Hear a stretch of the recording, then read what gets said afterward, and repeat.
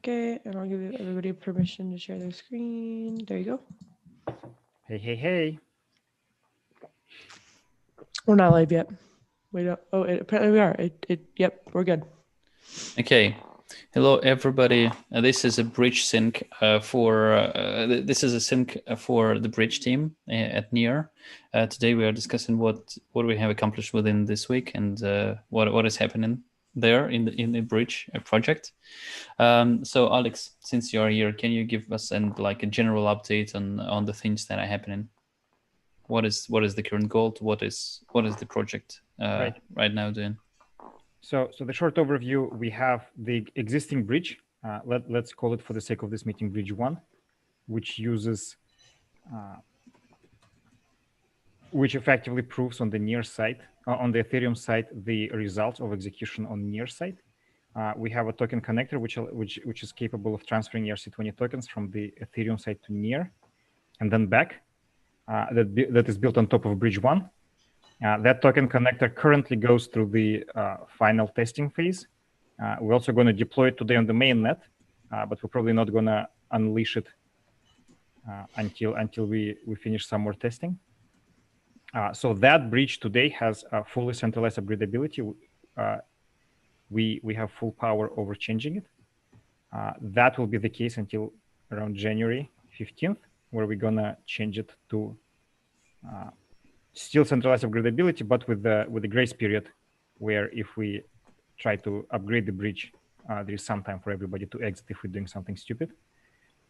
So the time until January 15th is needed for us to iterate quickly if something goes wrong, and then from there we will switch to fully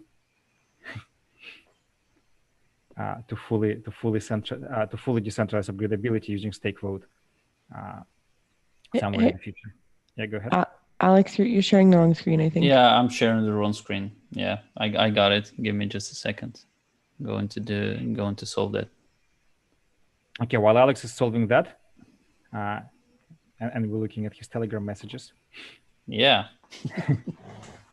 Cool. The same bridge already has capability of bridging NEP21 to ERC20. So effectively, there are 4 directions, right? Ethereum-born tokens going to NEAR and back, and NEAR-born tokens going to Ethereum and back.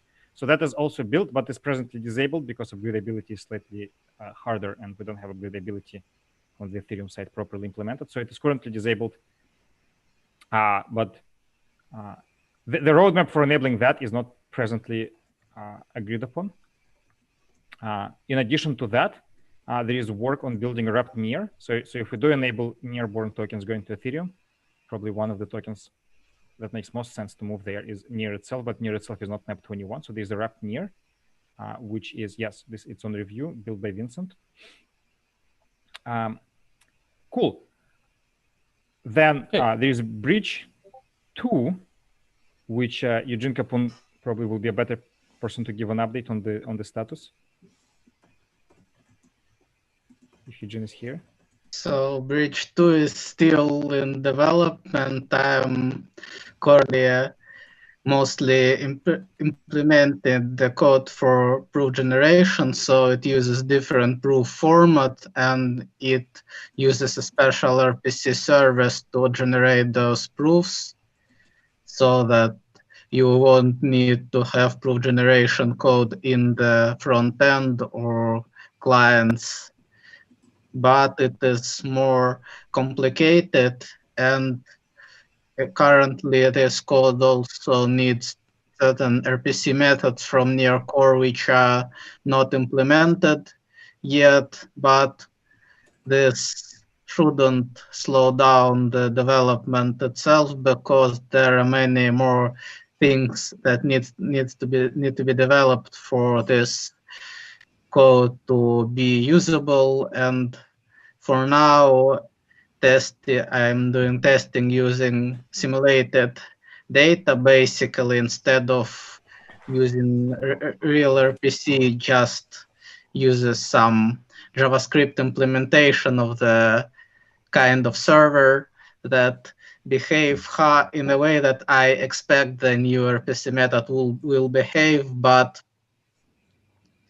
if it behaves somewhat differently, I think I won't need to change the code very much because it would basically be the same data. Mm-hmm. Okay. And it's worth mentioning, given it's a public meeting, that Bridge 2 has many advantages over Bridge 1. It's way cheaper, both for block relaying and transaction relaying. And for custom connectors, it provides an API which is less error prone. So a person building on top of Bridge 2 a brand new connector is less likely to do something that is fundamentally wrong.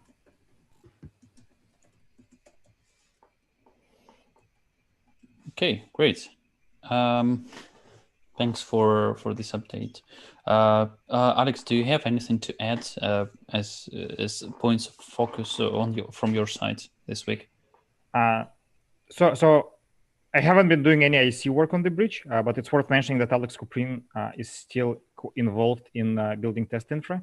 So he specifically for the integration with NADIC, he completely removed the dependency on the test scripts from the bridge repo, which were very so the test scripts on the bridge repo, they were very how to say it, like packaged and not easily separable into different steps.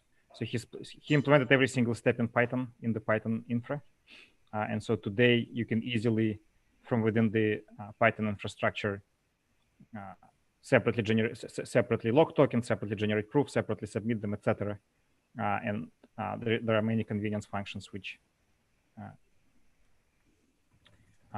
allow you to write tests quickly by like disabling some of the steps, etc. So the tests still do not fully pass. Unfortunately, this is also the time when NADIC itself experiences some issues which we don't know the cause of, right? So we're not fully certain if tests fail because of NADIC or because of test issues themselves. But we probably it's gonna take another week before everything works properly in this new infra. But hopefully it's all going to be done before the New Year's. So irregardless, Alex Kuprin will be transitioning fully to chain on January 1st. So if he does not finish the infra, it's going to be Marcelo or myself who will be finishing it. Okay. Marcelo, would you give us an update on your side? This week I've been working mostly on the simple observability system for the bridge in testing and deploying. I already have built some simple tests, and I've been using the infrastructure by Alex Kuprin, which I have been in touch with. The test is not fully working, but I have made some tests manually here locally with our simple setup, and I should deploy the simple observable bridge today. Okay.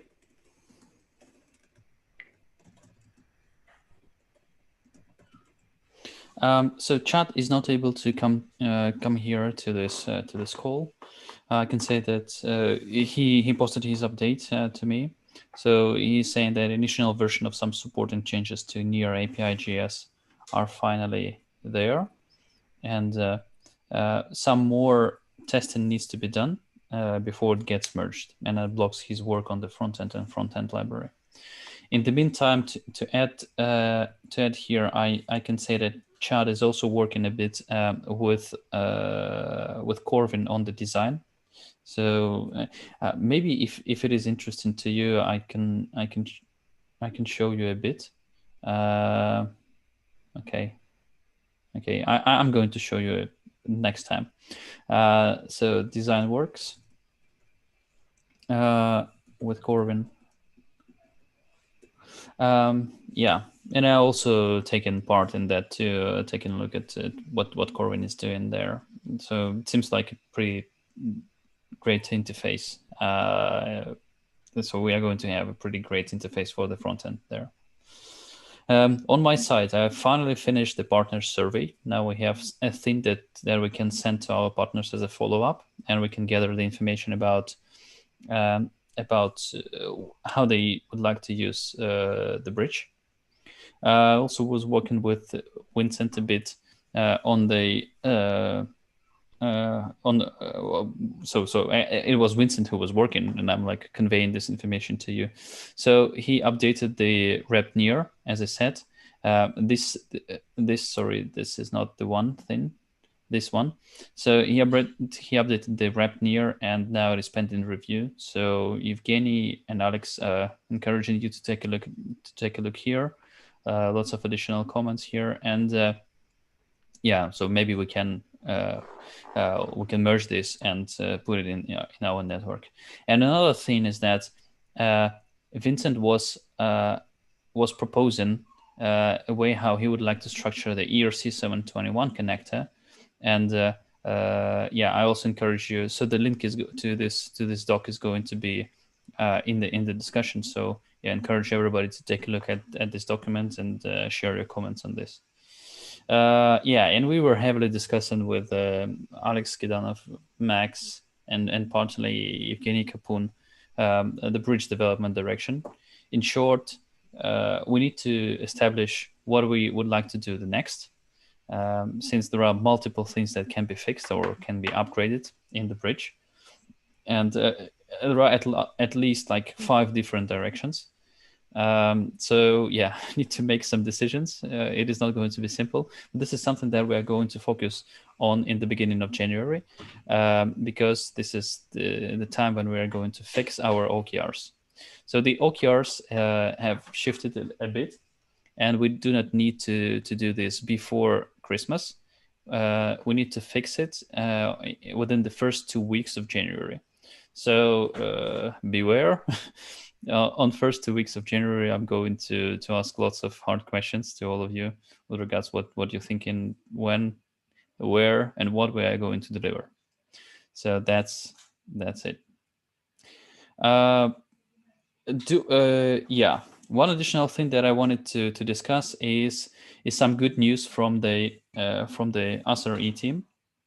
So Mario have fired up the Ropsten node, which means that this is a gateway for the testnet bridge.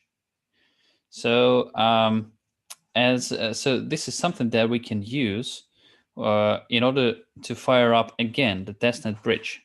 And as I was saying to you during the last call, multiple parties are actually asking for the testnet bridge. So maybe Marcelo, together with the updates of the mainnet bridge, we also can update the testnet bridge, and also try to work with this Ropsten full node that we have. So maybe you can connect with Mario, and because he was firing up the Ropsten node just to check that all of the flags were switched on and stuff like that, so that our relayers are working on this.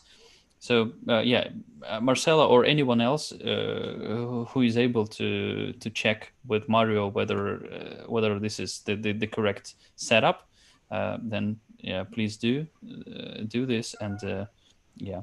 Yeah. So and then yeah, Marcela, I didn't hear you. Sorry. Yeah, but I will get in touch with Mario and we'll do that, and we'll set up bridge again in testnet, bring it alive again. Yeah. Yeah. If there will be, yeah, okay. One additional thing that I wanted to discuss is that I also was in contact with Alex Koprin today. We were discussing quite a lot of things. It seems like at the moment the issue number 432, with an ability to separate the calculation of the proofs, this is something that actually can be done already.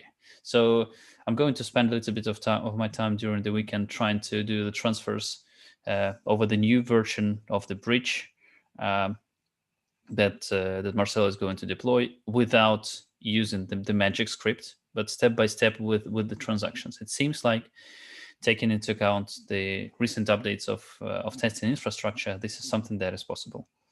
So yeah, If it is so, then it would be really, really great, because then next week we would be able to update our beta testing community how to work with the bridge step by step. Yeah. So these are the old updates from my side and discussions. Anyone else want to discuss anything else?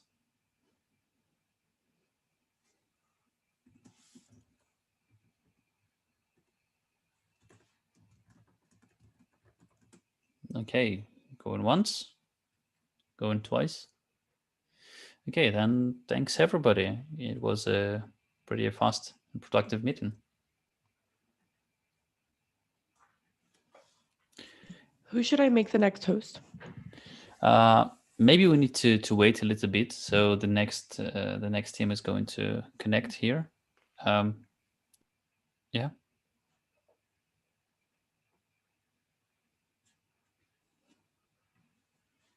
We made gingerbread kitties last night. Like, this is part of a cat, but it's meat. It's really yummy.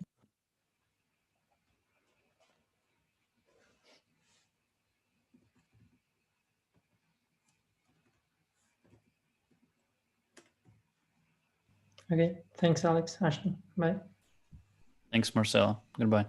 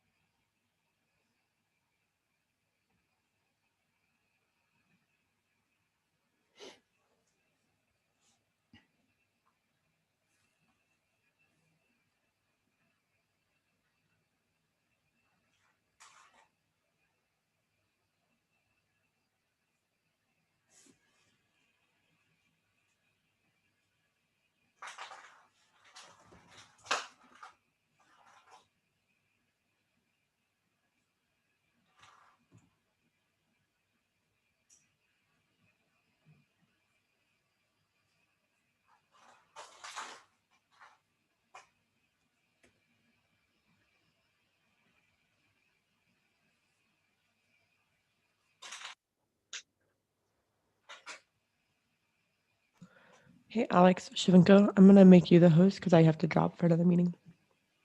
Sure.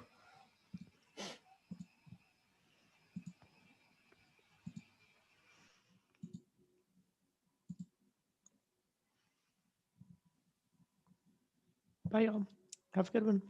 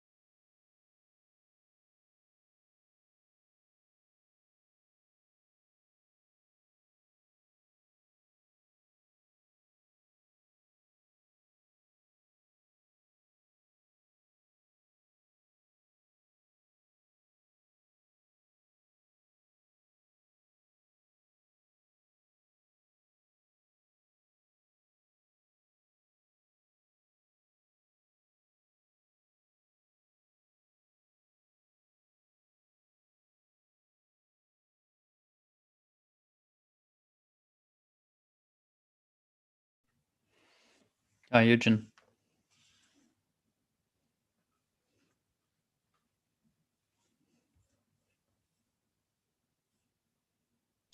Hey. Is it you who run this meeting? Or is it Bowen? I think that's me still. Okay, so the stream to the YouTube is already fired up. So I'm going to transfer then you the host permissions, and you would be able to do anything that you like. Cool.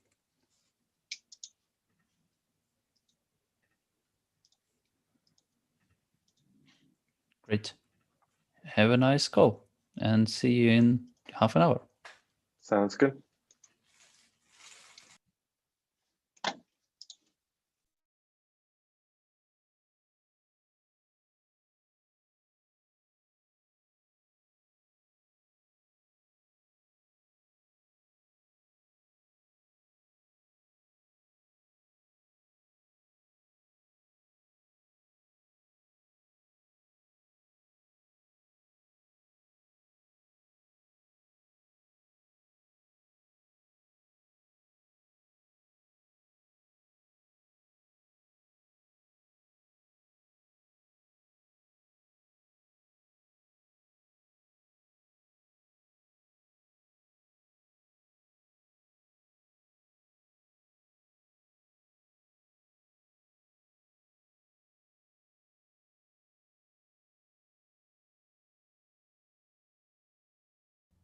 Hey, Sasha. I mean, wait, that's Eugene.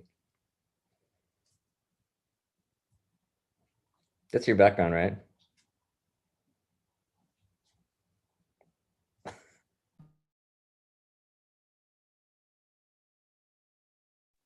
Yep.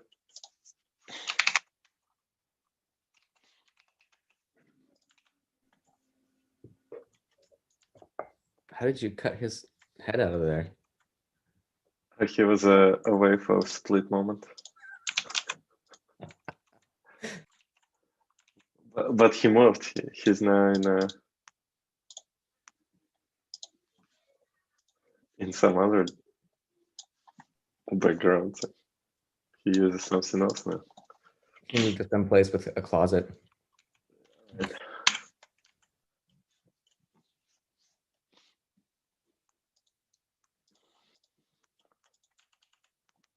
Okay.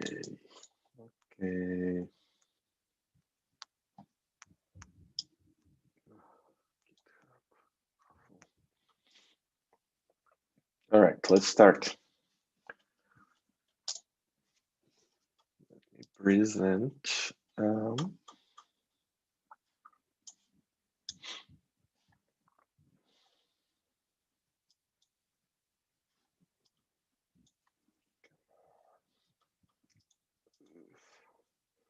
Zoom is still terrible, as usual. Okay, so let's start on runtime and friends before we rename it. So there's going to be some transformation around runtime and transaction runtime. So I think we'll look into create another team around transaction that will mostly work around stability, such as like gas, congestion, sharding, around what changes that required for runtime. And my team will likely focus more on new features or fixing existing DevX around entire year. So we're still confirming it, but for now, I guess this quarter will finish under old agenda. So this is the old info,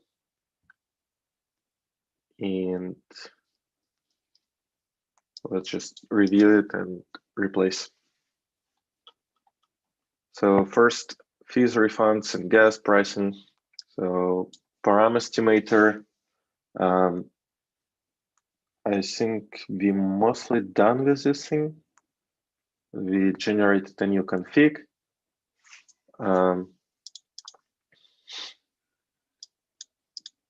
And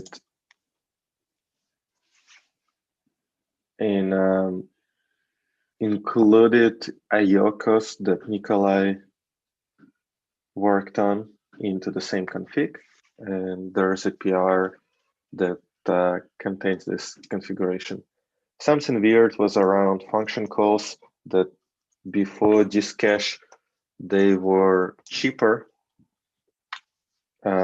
comparing to the current base cost. I assume it coming from a disk lookup of two things. We always retrieve cache, we always retrieve code from the try, as well as we retrieve the compiled version from the cache. That requires two lookups, while the second lookup is not a try lookup, so it should be relatively fast. So it's likely either just a code lookup that takes a long time, or there's some initialization or deserialization issue that happens as well. Even so, our code binary is only about 10 kilobytes. So it's unclear where we wasted resources on this. So we need to Wait, so figure you're out. saying that the new base cost is higher for function cost? Not higher than before, but it's relatively high. Oh, okay. It's like 600 teragas versus what we Wait, expected. what? 600 teragas? That doesn't make sense. Well, okay, gigagas, sorry. Okay. Plus action receipt is another for 400, so it's total 1 teragas. While I expected it to be 250, or like, well, with the current action receipt that includes a lot of try lookups for like enormous try, it actually makes sense to be around like half a. So anyway, it is more expensive than it should be. So it looks like something actually happens internally that consumes ton of compute, a ton of operations. So it may be deserialization of the thing, maybe a lookup from RocksDB, maybe something else.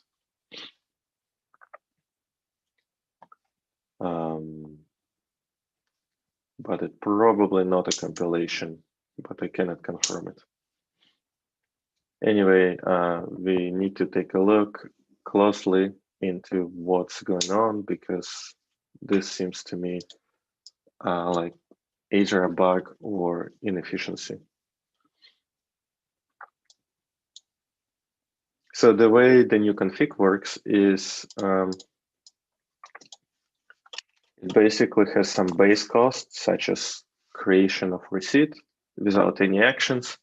Then when we compute the cost of a given action, we subtract the corresponding base cost. So for example,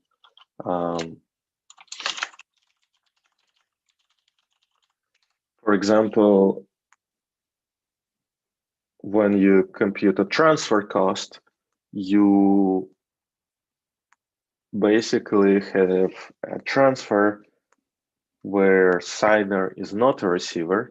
So it touches two accounts at least, plus a refund. So this creates an extra cost for try lookups.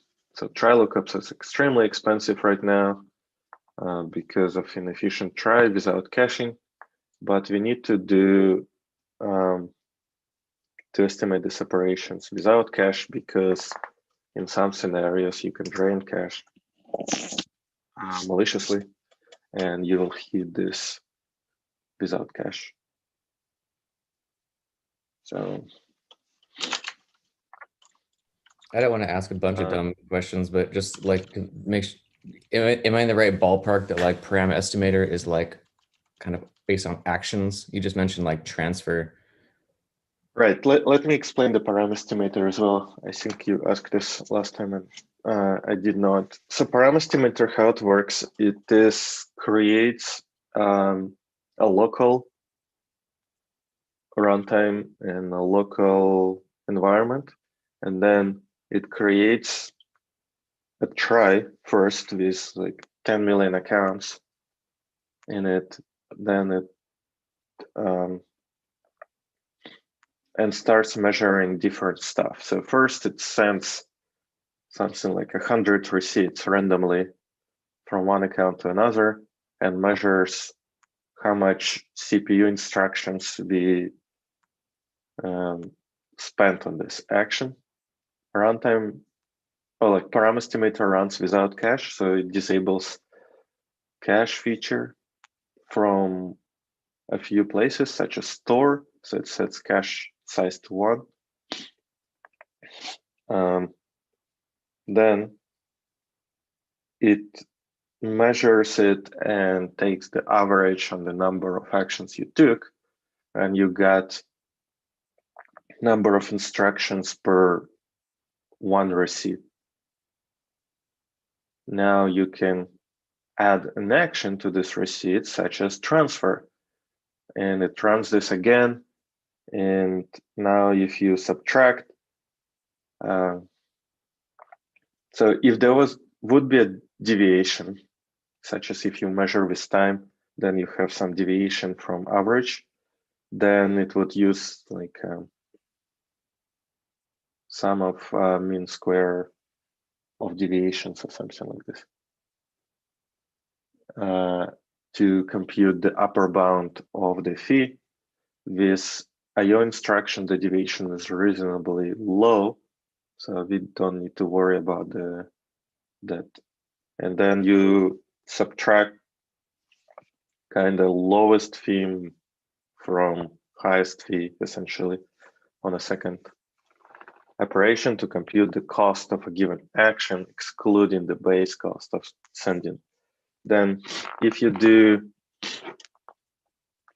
an operation where sender is receiver, I think there's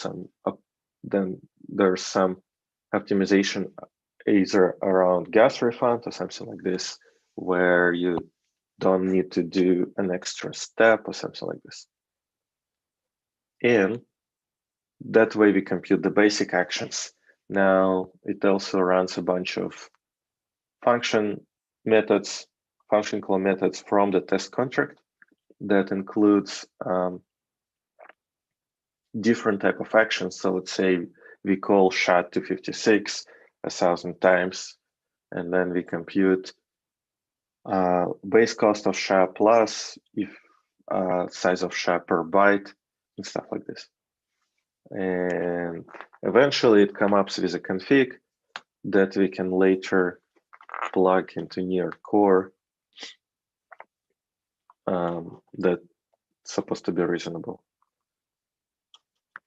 Thanks. That's So really good. So the output of that is eventually going to be in the config.js that near core will have. Thanks. That really helps a lot. And what we need to do next is grab a new config.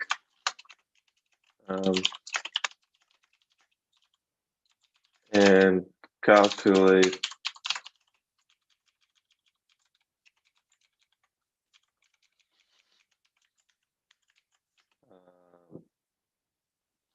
or check if any new cost is higher than the previous. So in this case, we need to think whether we will break any of the contracts. One example of this can be, let's say we do increase storage read cost or something like this, and suddenly lookup contracts will be broken. So because they have hard-coded gas limits on certain things. So if this is the case, then it means we need to think about whether we should, instead of decreasing cost of other fees or increasing this cost, we should relatively decrease all costs and decrease the amount of gas per block or something like this. This way, we kind of making a gas slightly more expensive by bumping the price and limiting the total capacity, but relative pricing per gas stays the same. So I don't think with the given config we need to do any of this because we had a large safety multiplier in the past. I think with the given config we still need to do extra safety around multiplier because we probably miscalculated something. One of the suspicion is function call cost per byte. So because it doesn't do really network transfers, it's just local memory copying, it may be miscalculated. So we should, like right now, it's very like low, around 27,000, not even like millions. And our base operation is in million. So we probably need to bump it to something from some other action that actually calculates it correctly. One option is data receipt creation, which has 13 million per byte. Another is deploy cost, which is, well, actually it's less. So I think data receipt creation is a reasonable number to use for function call base. And yeah, and that's pretty much it. So the next step for this, once we have a config that we're satisfied with for the next upgrade, we need to put it into the PR behind the nightly feature. It requires an extra change to adjust the way we calculate gas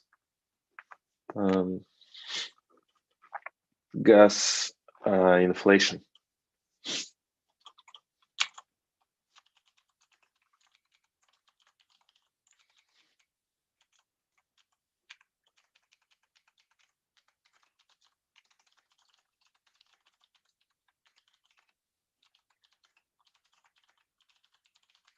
So right now it's around 64 at most. So this is the current depth of receipt that you can create it with 64.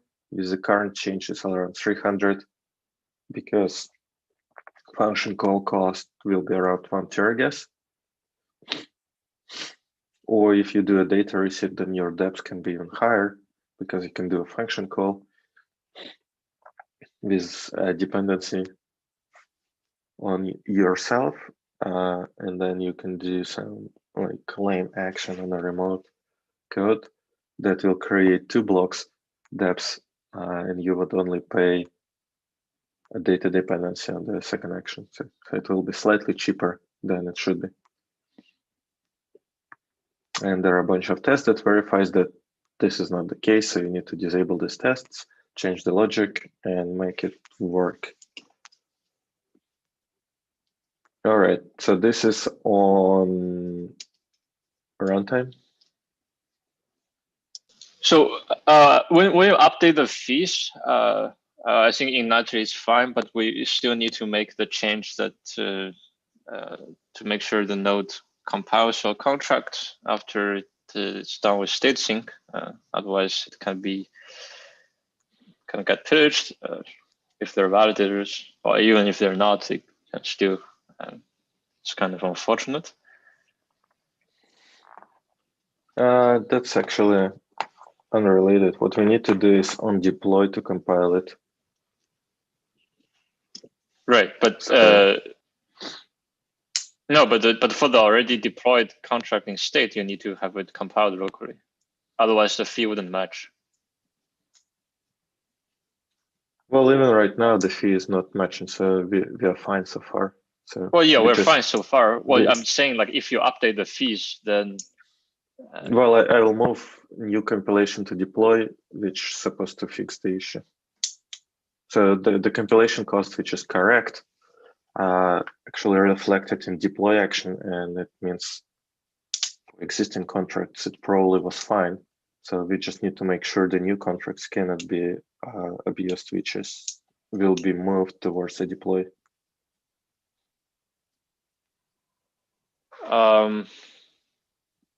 No, but well, but still that that doesn't make sense because for a new node that just joined the network, let's say you update the fees, the new node that just joined the network, it syncs all the state, and then if someone calls an old contract, then it. Yeah, definitely. Yeah, it makes sense. So this is something that Nikolai should work on to plug it towards the compilation. Especially right now, we have this ability to do around in parallel state. So like for view calls, for example, we can do this. So it makes sense that the state sync will work somewhat similarly. Yeah, so it's not sense. Well, like it definitely should go in a separate thread. Question is yeah, you can't go, it can spawn multiple validators threads. No. Well, state sync is already fairly expensive. Well, I mean like after you're done with state sync, or you want to do it at the same time. You want to do it in the same time. You want to do this like just a queue of compilation. Sure. Just like maybe like a in-memory set of hashes that you already discovered. States. Well, maybe yeah. Okay. Anyway. Sure. Let me put it there.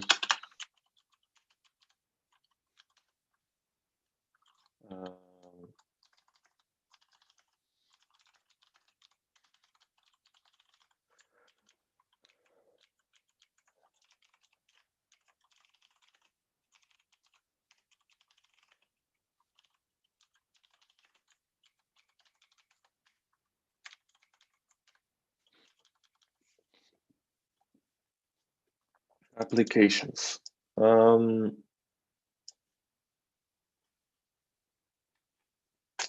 Okay, so this is kind of delayed, maybe until next quarter. Count state to get code hash. This is what we discussed before. Potential improvements for tools. I think we're doing some stuff for EVM, right? We want to be able to create accounts, EVM accounts through CLI. I mean, it's already, yeah, not sure. One thing I could mention here, I think in terms of like the eventual top level account auction and stuff, there was a bounty that I think kind of needs to get followed up on, and that I feel like that may fit into the applications side of things. So that could be something that possibly we could put on our plate, is just making sure that works. It was, I believe, completed a while ago when collections and Rust were quite different. So maybe need some updating, but that will be an app, like considered in my mind like an application that will eventually live, that we'll want to like press toward. But also we might need to resync the auction, because the current model of like deploying it over a year is like randomized stuff is a little weird. I don't know if it makes sense. We also, I think we don't have API like, to burn tokens. Yeah.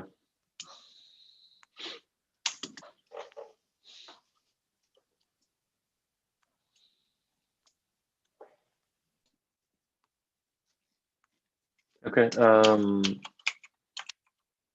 Content. We recorded berry farm. But we need to publish, we need a thumbnail.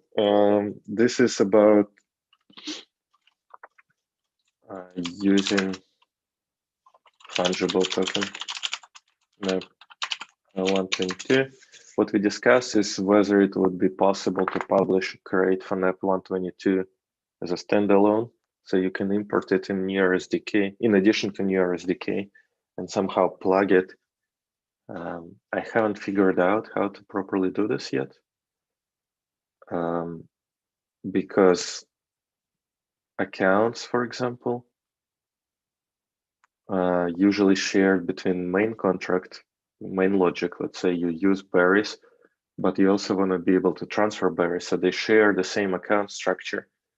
and it's unclear how the fungible token nap should be structured. So there's two ways you can kind of have a dynamic trade on account that allows to change balance,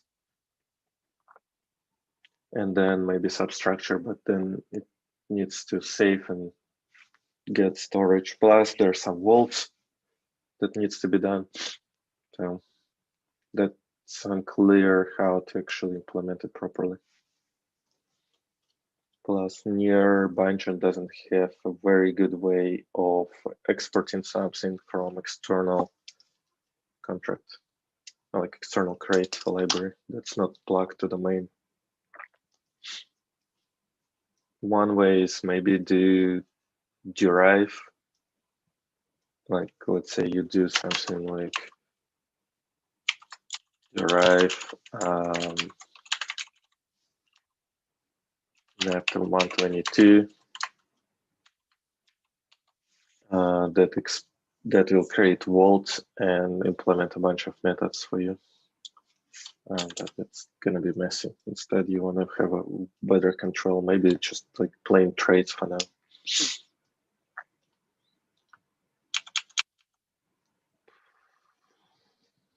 There was something I wanted to mention, but I forgot. SDK, this is still a to do. So we still didn't publish a version. Route near, I reviewed it, but I haven't looked again. So I guess I'll put it back. As for standards, let's put a bunch of to-dos so we don't forget, which is update nap 122 trade, use vault, and transfer row. So this is two things that not reflected in the nap itself, but kind of all contracts that using it are adjusted.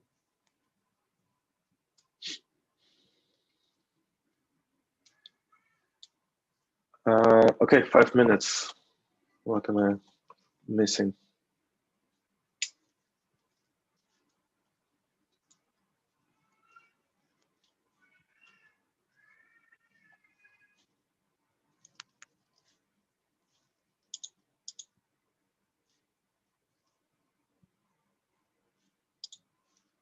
All right.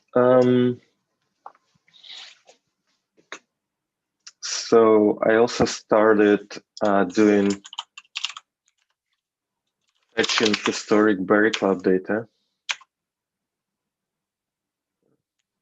I guess it's done.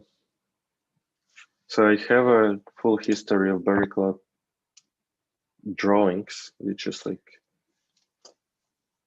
86K boards.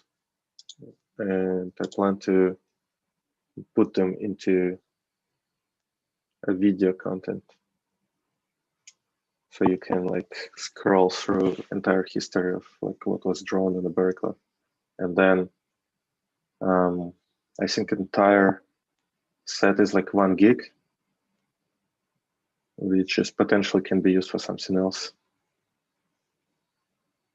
But the most, like the compact representation of this would be just the block heights. Each board has changed, which can be put into a JSON file and build a front end that allows you to actually, for a given moment, let's say you pause the video at the frame which contains the block height, then you can go to enter this frame, or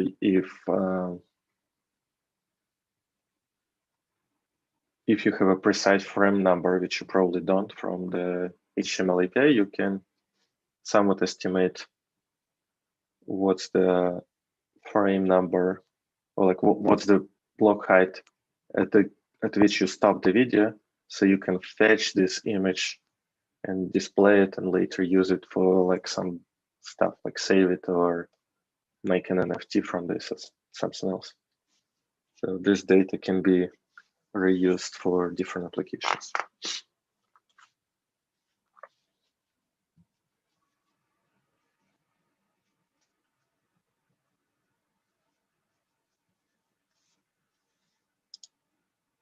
Anything else?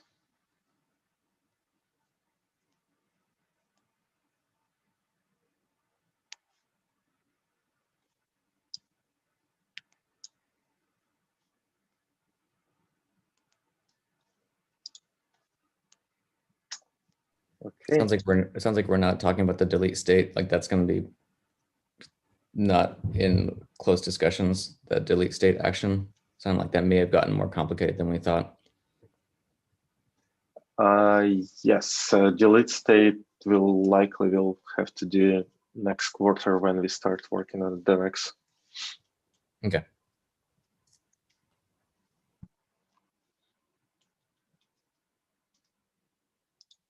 Okay, let's take a minute break.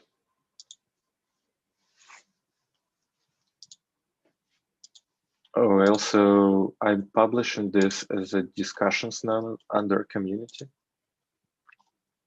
So they're not in MD format, but instead under GitHub discussions, if you want to find them. And then Alex can start the next meeting once.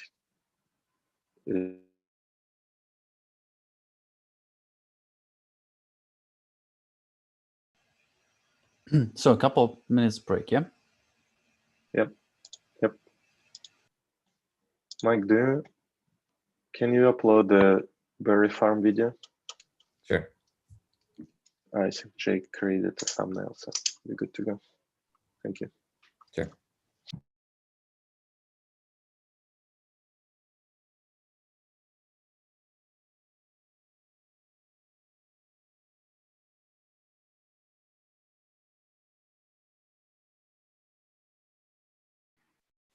Hey guys, I was on another call, so a little late.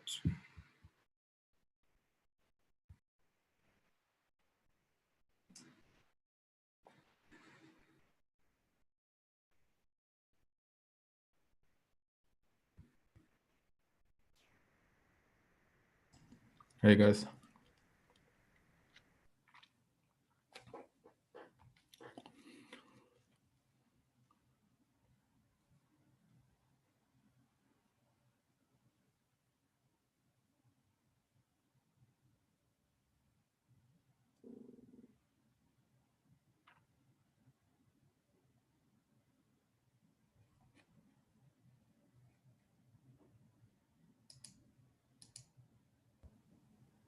For context, we're just taking a little break before beginning.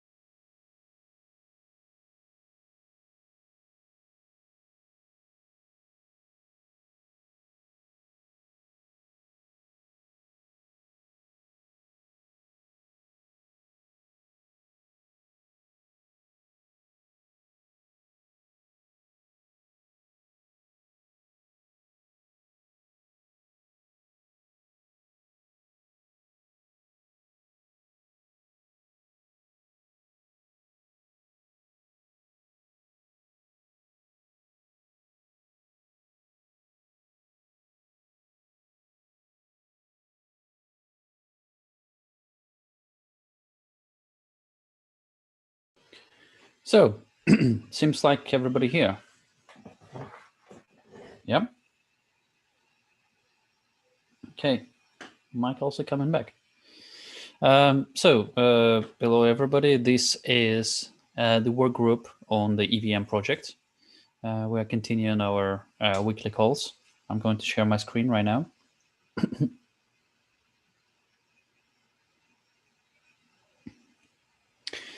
Yeah. So let's start with the overall goal and what's the status of the project. Eugene, can you give us an overview of this? Sure. We currently merged this in master. There was some issue where we leaked no cache feature through some complicated dev dependency in a root cargo toml, which I was busy fixing. That's unrelated to EVM change, but it was in the same PR. And the cache there is a different cache. Like no what? caching instead of physical cache. CACHE.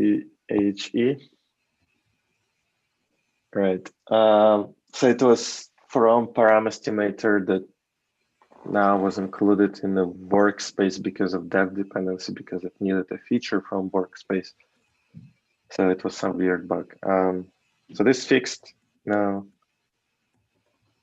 Next, we are working on adding a proxy for our RPC to reflect Ethereum RPC, so you can plug Ethereum tools through this tool, and that would allow you to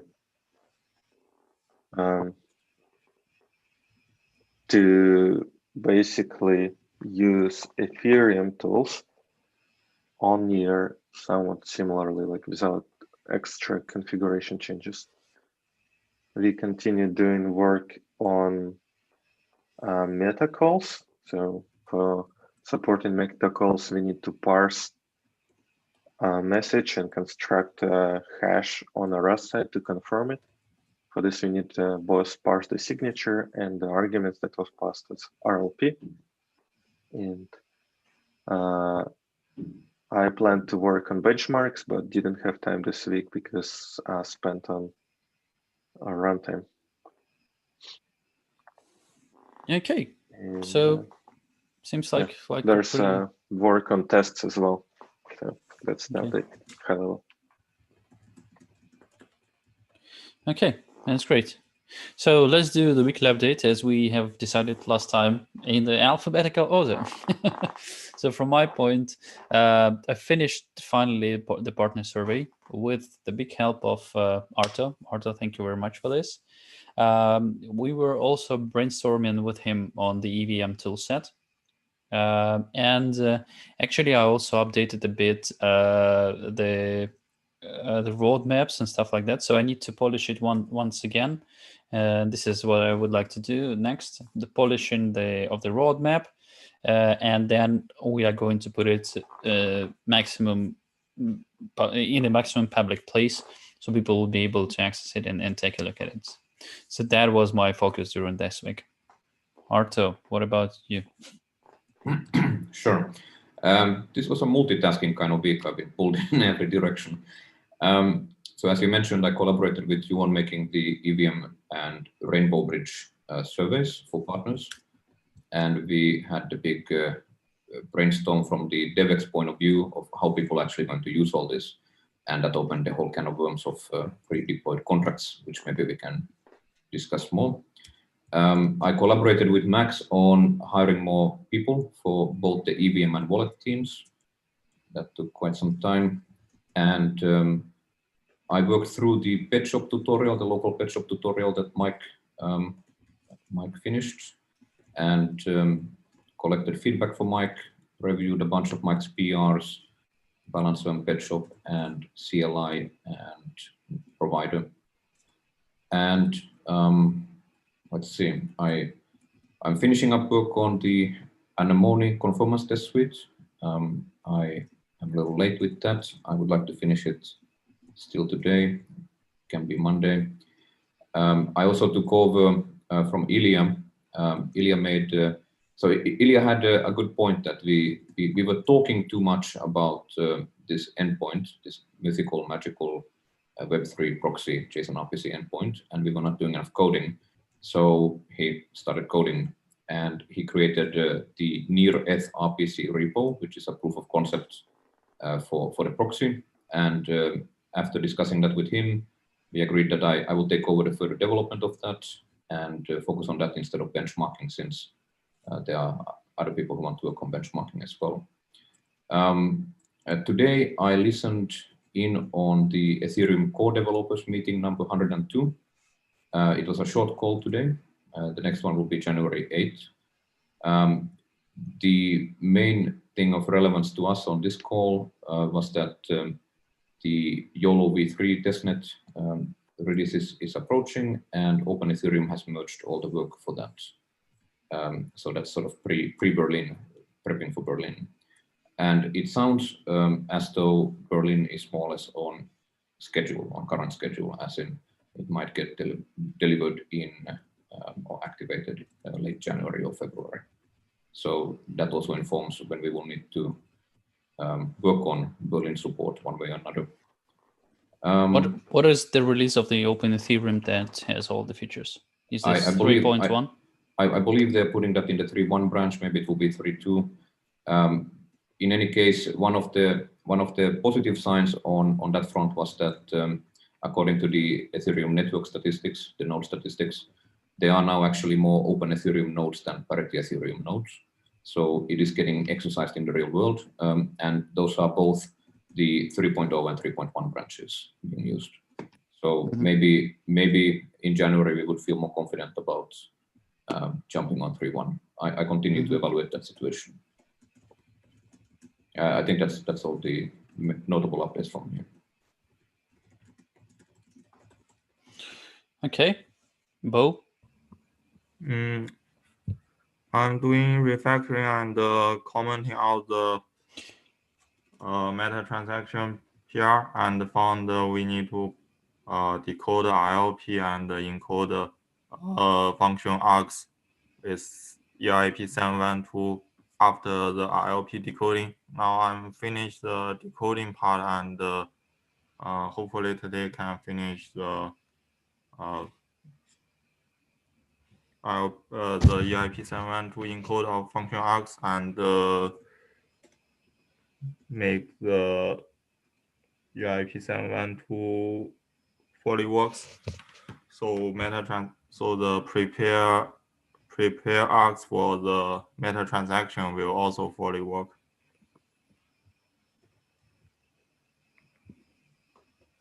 Okay.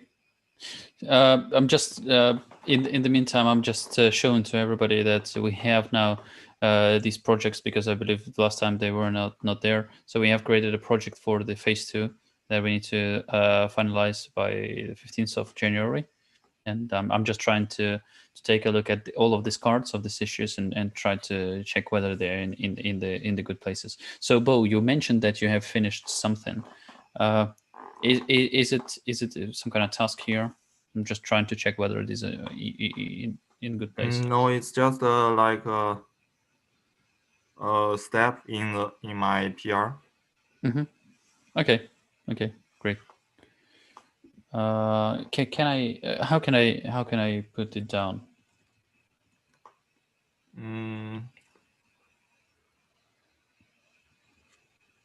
Finish ILP decoding from the function args.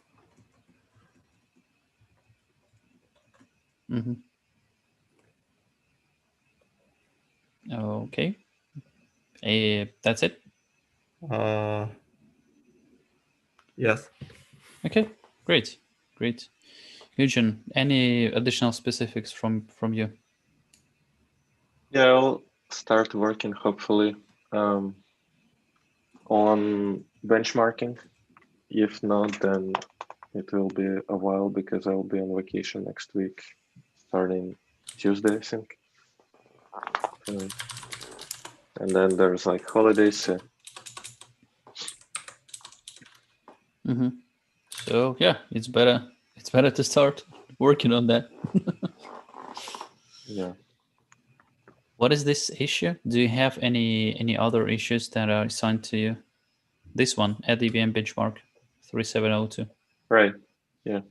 If I do not even start working on this, then Frank can take over on this, and I can add pointers at least to this issue today. So there's a guideline or like guide how to actually how to do this. Okay. Okay. Great. Well, keeping my fingers crossed on this. Okay. Great. Frank, how are you doing? I'm doing good. Yeah, this week I finished working through the Crypto Zombies tutorial, and then I used that to extend our EVM tests with using this Crypto Zombies contract, and then opened my first code pull request, which is still in draft because there are a few more tests I would like to add before we can merge that in. And yeah, generally was finding my way around the near core code base. At some places, it wouldn't hurt if there would be more documentation. And yeah, generally spend time getting up to speed more with Rust. There are a few little issues I ran into that were Rust specific. And yeah. If you can put in a list all of the issues that you have that you are finding within your core code base, it would be of great value for the folks. Okay. Yeah, I was thinking maybe to send some PRs if I add documentation or something like that. Yeah, or at least you can create issues on this. Okay, all right. I wrote it down. Mike, what about you? Yeah, actually, first I want to say docs to or PRs to documentation are always welcome. That would be great. Sometimes it's hard to know unless you dive into near core. We don't have much on near core. Okay, on my end, I have been working on a few different kind of smaller deals. I put the network config into near Web3 provider. So basically, instead of having to have like pet shop specify stuff like the RPC endpoint and wallet address and stuff like that, that should all just live in your Web3 provider, which is very obvious now.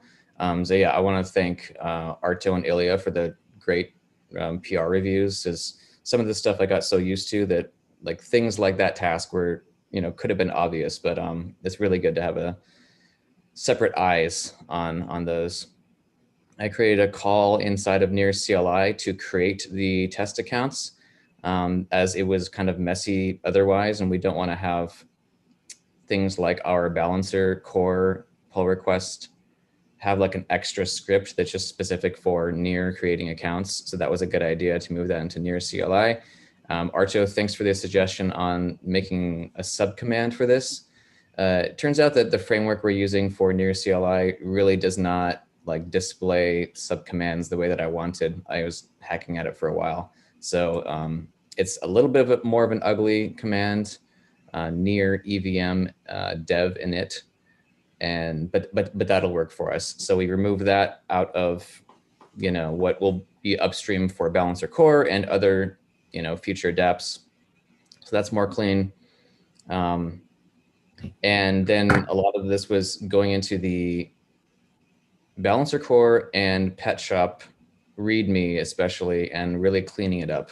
The README was a bit daunting when I first wrote it, as I think this is the first time that anyone's explicated like exactly how to run like an entire setup locally. But that made the README look really gnarly. So I think it was a good idea to kind of separate that out, just have the README say, here's how you run it on BetaNet. And then if you're super curious about running this entire thing locally, then look at this other markdown file. So that was a good idea. Balancer Core has a couple more things to do. Basically, some cleanup. PetShop has just barely some more stuff to do. I couldn't finish last night. So those two things are very much ready to go. I wasn't able to add those to the board that we have. I think that the board that we have is for repositories on the Near GitHub org, and I'm not sure if we can add external org issues and tickets, but if we can, that might be good, just so we have one place for everything. The last thing that I will mention is it was a little unexpected when I was trying to deploy PetShop to BetaNet, and I had coded the truffle config to expect our chain ID for like testnet, and it was getting back the mainnet chain ID. So perhaps we can consider a very small PR for the EVM on the near core side, where you can specify whether it's going to be a testnet or mainnet. So that was one thing we might want to keep in mind. How this is actually going to work? So the specification of the network ID. How should it work? Are you talking about chain ID or network ID? The chain ID. Is it about the chain ID? Yes. So I think somewhere in near core, and I can't remember exactly where it's at, we do have like the chain ID. So if you go to like the website chainid.network, it'll show a bunch of different, IDs, and we have registered one for near testnet, near mainnet, and it seems we have not added the testnet one. So that's kind of a small task that I saw recently. Possibly a flag. We could add a flag when you're doing like cargo build, blah, blah, blah. Does it need to be hard coded? Couldn't it just be configuration?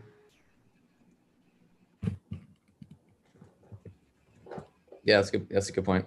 I don't think it's going to change. It is not going to change. As far as I understand it, it will be like there forever. This is something fixed for us.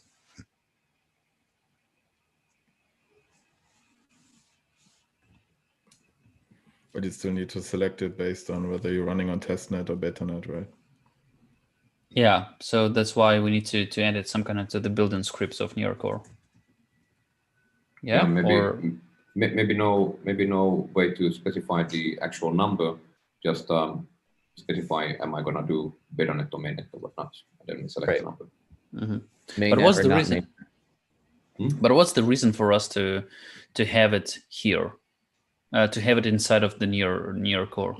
Because I thought that the chain ID thing is about having a repo where there are credentials to all of the chains, so what you can get from the repo the directions how to get to this chain, if in case you know the chain ID. So it's like, the chain ID, then you can understand what is the IP address, what's the port, and stuff like that. Actually, the chain ID is just something you can obtain in the EVM with an opcode, and then your contract can figure out which chain it's running on. Fundamentally. Yeah. So eventually, when we have like MetaMask and the relayers and stuff, like MetaMask will fail if there's a mismatch in the chain ID, because it can tell what that is, like from what Arto just said. That's an instance of why you need that. Right. When you add a new RPC endpoint to MetaMask, it asks you for the chain ID, and then it's gonna actually validate it, like Mike said. Okay. So we need to have a task for this, I believe. Yeah, looks like we need to have a look at that. So certainly, I think when I was playing with the endpoint as well, and with the Web3 API, I was also getting the wrong chain ID from betanet, and I guess that was before I saw Mike's comments about it, so I was surprised as well. Yeah, but we have not registered the chain ID for the betanet, actually. Well, we could give back, for example, the testnet one instead of the mainnet one. But ideally, of course, you would want to know that you're on betanet instead of testnet. Sure. Mike, can you please create the task for this? Is this okay for you? Yes, will do.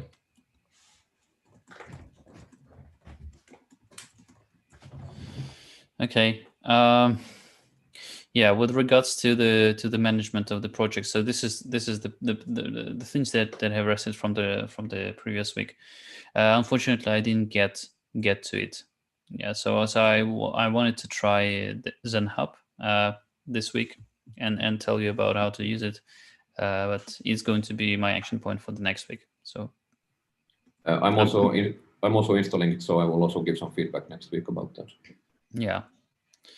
Okay. With regards to moving to the Discord, so it seems like we have done it. Yeah. So we already like put in lots of things there. Yeah, pretty much. Pretty much. And they didn't used to have this reply feature. So now they have a nice reply feature which shows who you are replying to, which message. Yeah. So I guess it's moving towards threads. Maybe they will have some support for more later on. Okay, great. And yeah, from the last thing, do we have? Yeah, we have Bowen here. Bowen, can you comment on the structured message? Error messages from Nearcore. Yeah, it's well. Before I comment on it, it's important to understand the priorities, right? Is it like how important is it for EVM? We can manage as is, but I suppose the question was about if we don't fix these kind of things before we go to mainnet, then will we be ever able to fix them?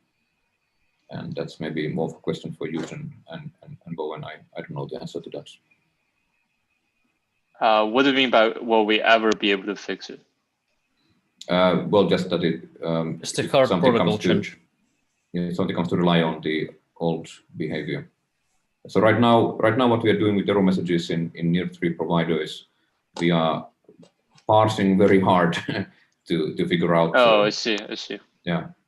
For example, when you have a revert from the EVM, you can pass a byte array back, and that's going to get actually encoded in string, and then we try to, with a regular expression, pass it out of the string, and all of this. So ideally, we could do something else, but we can manage if need be with the current approach.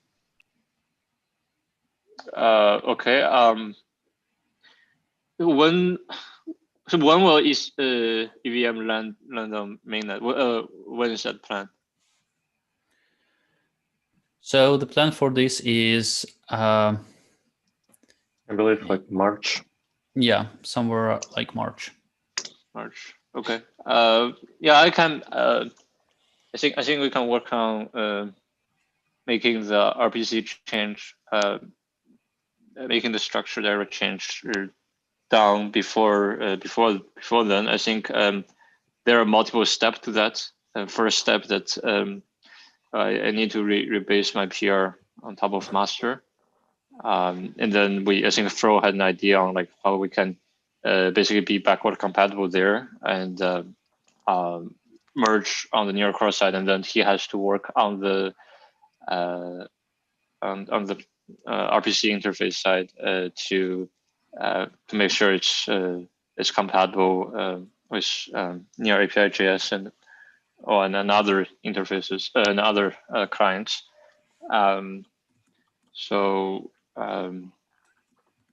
Yeah, I think we can plan to make to get that down next quarter. Okay, that would be really great.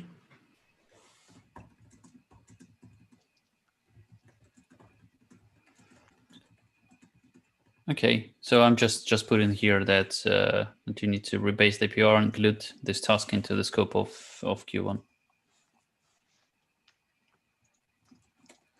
Okay, any additional things that we need to discuss? Well, we had a bunch of things we discussed yesterday on the sync. I'm not sure if we need to re-raise any of them here. We can probably get some more information on those things and talk about them next week as well. So I guess one thing is like Bo is moving. I plan to move to the different team, probably starting next quarter because of holidays anyway. So, which means we'll need to reprioritize some stuff.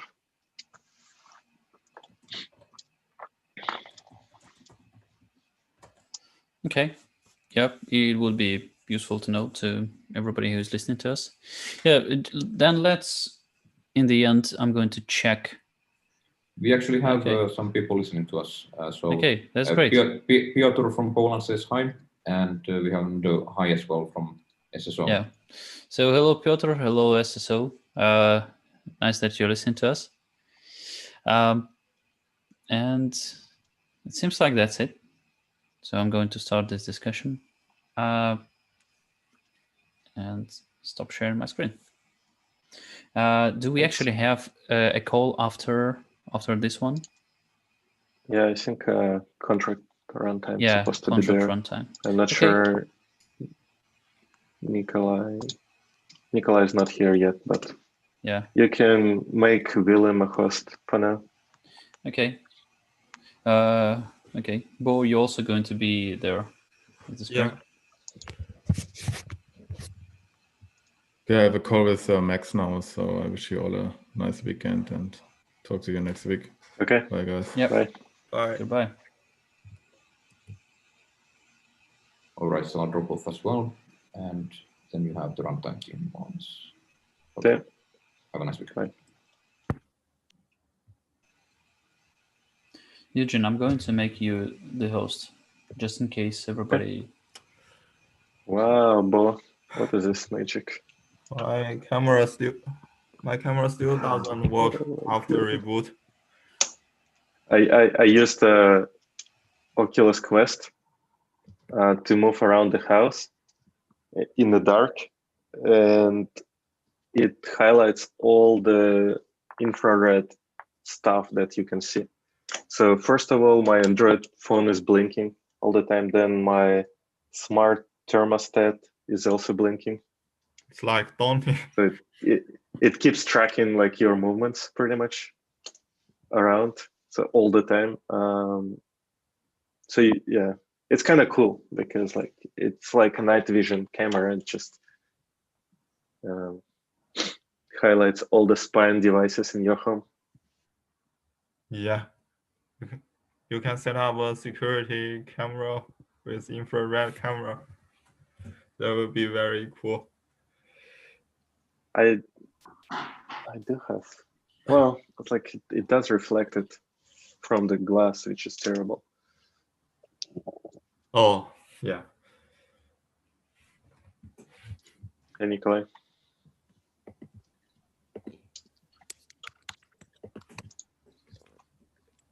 On the name of my wife. Hey, Nikolai. Hey. So, shall we start, or we need a break from the previous meeting? I think I can start. Most people rotated. Okay, because okay, it's not much much to say in any way.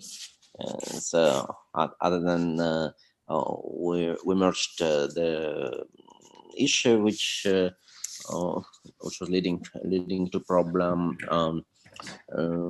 with our caching. We evaluate possibilities of extracting compilation error. I think Bo did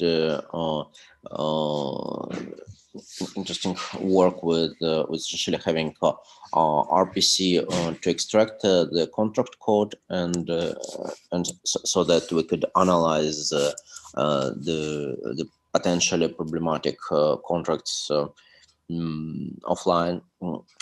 Hopefully we can reuse that for analyzing the performance problem. So Bo, any or maybe Eugene, any advances with this performance issue? Is anything known about it? Yeah, we fixed the performance problem that Bowen discovered.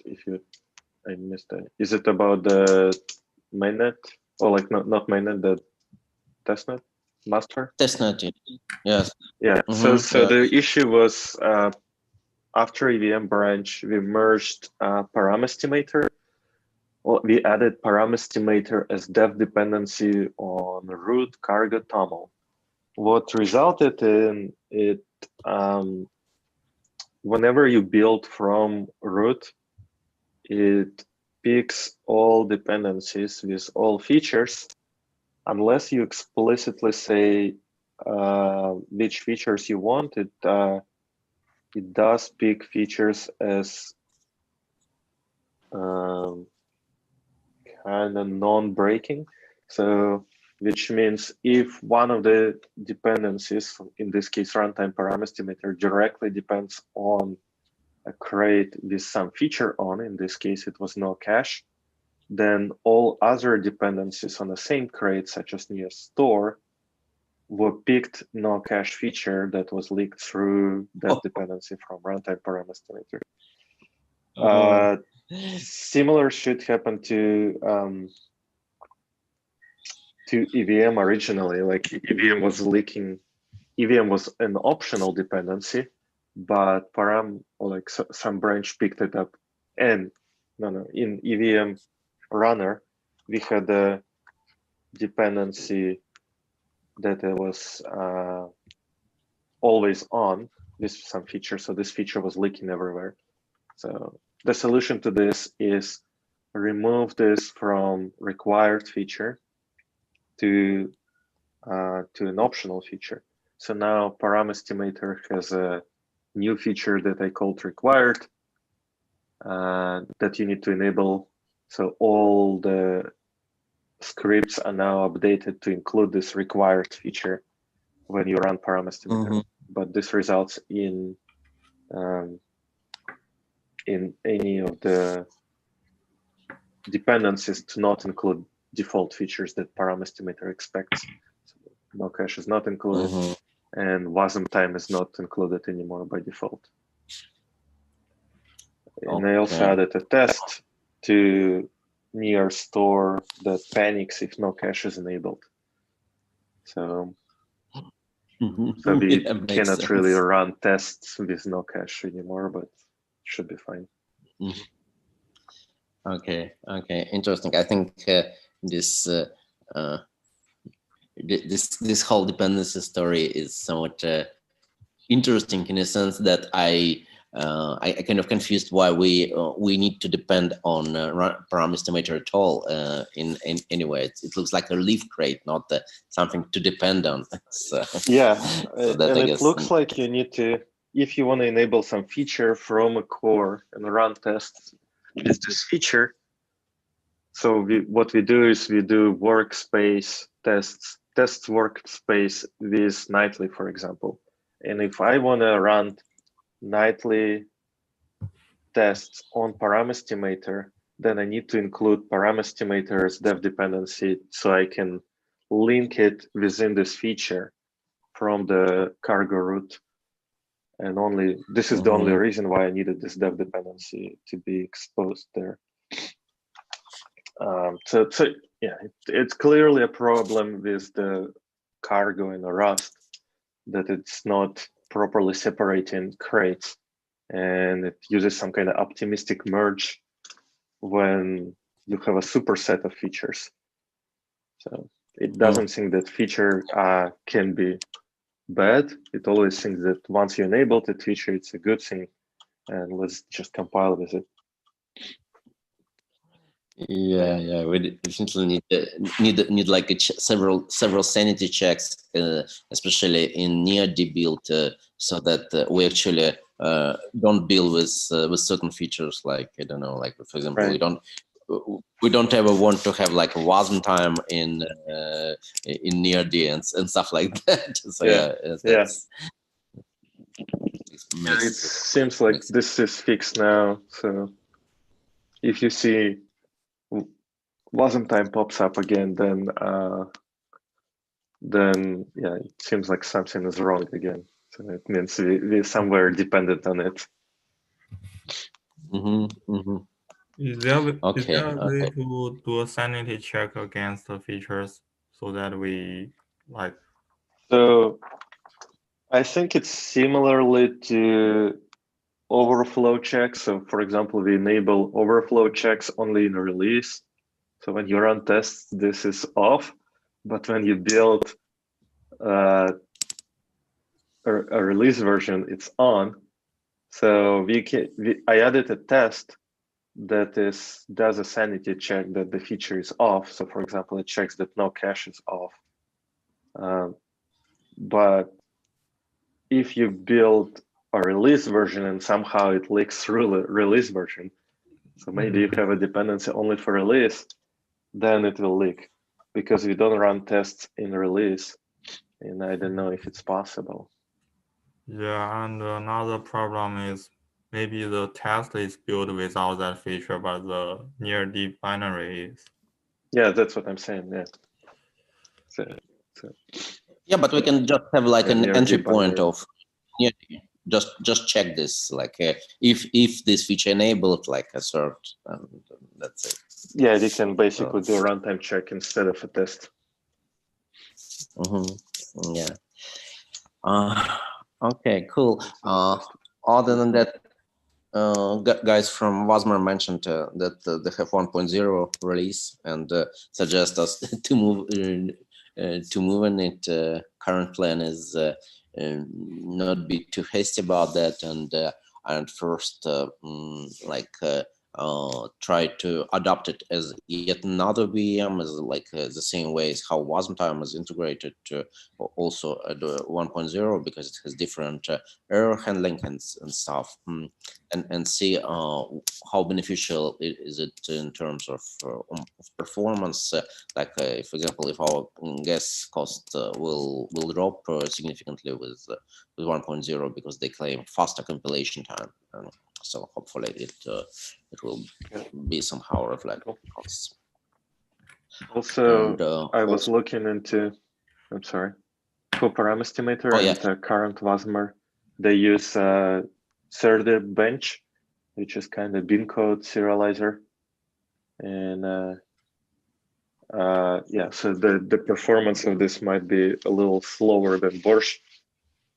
So I wonder if you can just fork serialization and deserialization of artifacts to be use some custom serializer. So or either ask Wasmer whether they want to include Borsch as a dependency for serialization. And like they can run their own benchmark if they want to, but it's clearly like we have benchmarks that showing that Borsch is like outperforming 10x on 5 megabyte structure bin code.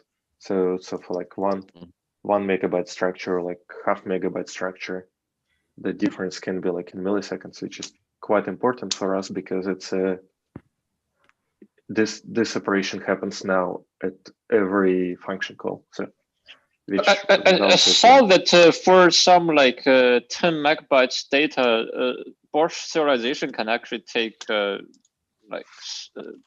close to 100 milliseconds because I captured this on mainnet. You can take a look here. So this is benchmark, the latest benchmarks on Borsch. I think we have it on mainnet. And for 5 megabytes, you have on a block size, you have like maybe, what is it, 5 milliseconds on average. So we like almost speedy, which is just memory copies everywhere. Obviously, if you have something unexpected, like maybe VEC of U32, or like weird large VEC of non-static U8 objects, then it might be pretty bad. Yeah, that's exactly the scenario that I think I've seen on mainnet.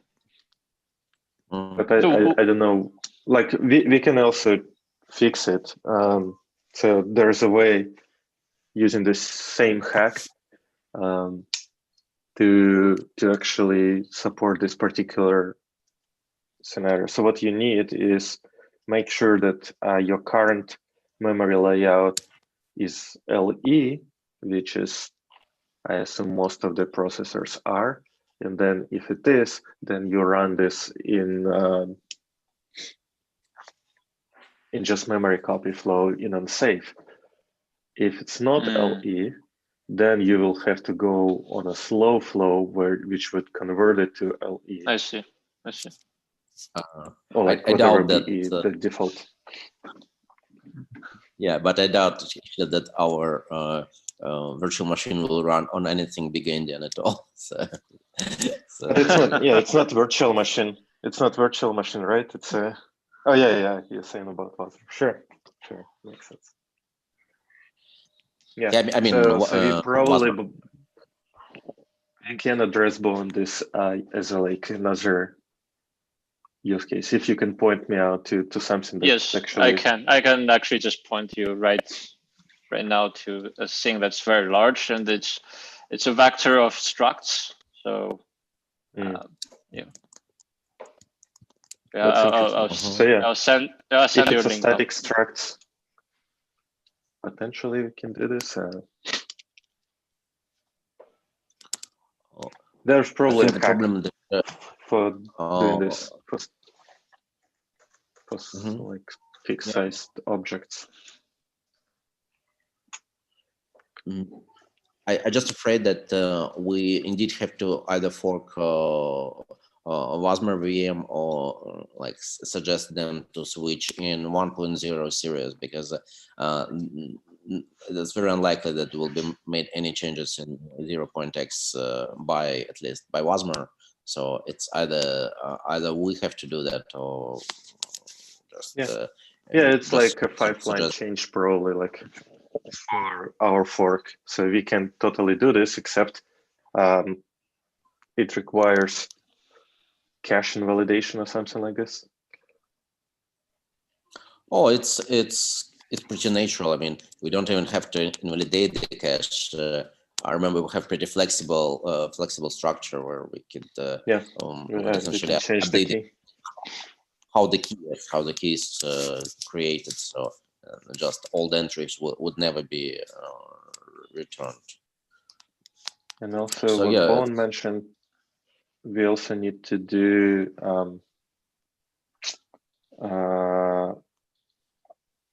compilation after state sync now, because we're getting closer to update fees. So we need to basically add this some kind of queue that will run and compile all contracts from the state, in a separate thread. Yeah, I think I have a pending pull request which essentially provides the API for like pretty straightforward API for compilation. So I think we need to get it merged, and I don't know, maybe maybe then you just call it with the relevant contracts. Also, there was an interesting experiment with adding I/O costs into param estimator, and it actually shows results which are mentioned in appropriate pull request. So we have new cost like pretty much 10 to 15% from all costs, so that's mostly okay. But for about 5 or 6 costs where difference is like dramatic, it's 100 times worse. And I kind of curious if it's actually those operations are so IO intensive, or I just hit database sync on that particular moment, and so those costs are like artificially expensive. So what do you think, guys? Yeah, I pointed in this PR so I basically picked your change into the fix that is using base costs. So like when computing, for example, data deploy or data receipt cost, it uses the base of no op call, and it's reasonable now. So let me post in the chat. So here's a latest config that includes your IO cost prod on top of this PR, and it looks very reasonable except for function call. So function call is somewhat it's still reasonable. It's somewhat larger than I would want it to be, but it might be because it requires a few extra lookups. So because we removed caching from a few places, so maybe it triggers a few extra lookups. Even so, deserialization probably not an issue. Also, RocksDB lookup probably not an issue as well, because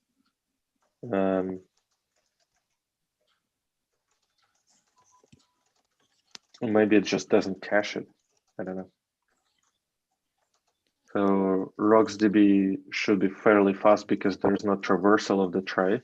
So we're just looking at the cache straight from our RocksDB file on the. So yeah, the function call cost is 338 2 gigagas, which is around 660. But the contract size is like 10 kilobytes, so it's very small. So it shouldn't affect the byte size of this, shouldn't affect it as much. Okay. Yeah, cool. I just don't know where that number, like where exactly this stores CPU instructions. So. By the way, those costs with this like safety multiplier, which was used to be 3. No, this is without safety multiplier yet. So just straight from the estimator. Deploy action looks pretty good. So I have modified the compilation to go into deploy contract execution. So it has pretty good cost that we expected. Action receipt is reasonable. So it's like 200 gas for send, 200 gigagas for receive, while the data receipt creation that was like super expensive on your PR is actually only 42 gigagas, so it's very good, low as it should be. So cost per byte is slightly more expensive, but that's fine. Interesting. So you don't see like those dramatics, like 100 times increase from the current. Yeah, it probably came from like some base. Once we remove the basic cost, or like added actual divisor at the end, or like denominator for like hundreds of actions. So it's all. Yeah. Anyway. Okay, cool. Then probably we can iterate over those PRs a few more times during next week and get it merged. And once we do that and put compilation into deployment, I think we can update the costs on the net according to what we get it. Okay, very good. So actually, not that much else on my side. So, Bob, Willem, did I miss anything? Oh, okay. I think no for me. I have a PR now to add the profile data to the simulator and another PR in near core for the fixes for that PR. Yeah, actually, we also need to rearrange our grades structure so that like all our types will be in some basic rate so that we can refer and publish it. Okay, but at least I haven't done anything in that direction, so probably. Maybe next week if we got some time. Okay, cool. So I guess if there is not much else to discuss, we can we can say goodbye and for a good day. See you guys. Well, can you also, like, if you have time, I guess next week now, to look into why function call can be large enough, like profile some stuff there. I'm not sure how, like, actually profile. Yeah, this yeah, stuff. sure. I will take a look on that. Especially if you mean just cost obtained by cost estimator, or not anything else. Okay. Yeah, just Okay, like why the base cost of function call is like large comparing to, for example, transfer, like where exactly it spends extra IO, or like not IO, but the difference between IO and non-IO is not that large for this change. So it's compute, so it's number of instructions. Okay, cool. Okay, yeah. Thank you. So see you guys. Thanks. Bye-bye. Bye. Yeah.